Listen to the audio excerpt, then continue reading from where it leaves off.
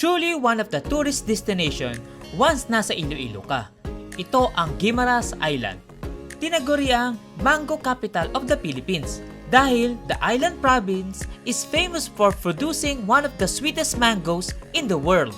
Pero, paano nga ba pumunta at ano-ano ang pwede nating gawin dito sa island?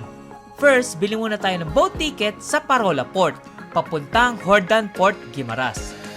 Ang regular boat fare is 30 pesos and 27 pesos naman sa discounted. Once you have your ticket, proceed na kayo sa loob at mag-register kayo sa kanilang registration area. Then, sakay na kayo sa kanilang ferry boat. The journey takes approximately 20 minutes. Once you arrive in Hordan Port, proceed naman po kayo sa kanilang tourist assistance desk. Dito, they also offer legit and hassle-free transport service para sa inyong Guimaras travel. They offer tricycle, multi-cab, jeepney, and van.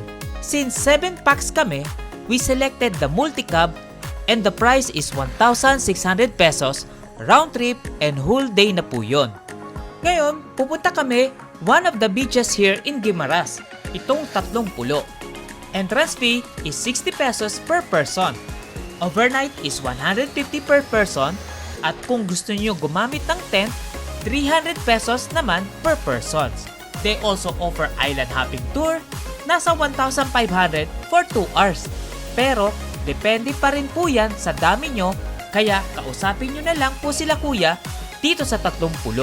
Kumuha lang kami ng table cottage, ang price is 300 pesos since day tour lang naman kami. Tingnan nyo naman yung view ng 30. Grabe, ang ganda. Very Instagrammable. At meron pang isang isla na pwede rin kayo magpunta at mag-swimming din.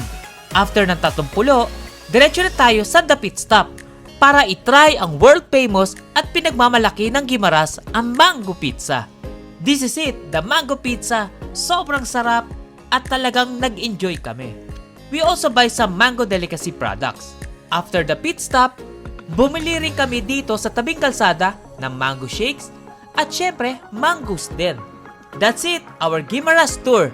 Rest assured we will come back on this beautiful island. Hanggang sa muli mga kabiyahe, kita kits! Always stay safe and God bless!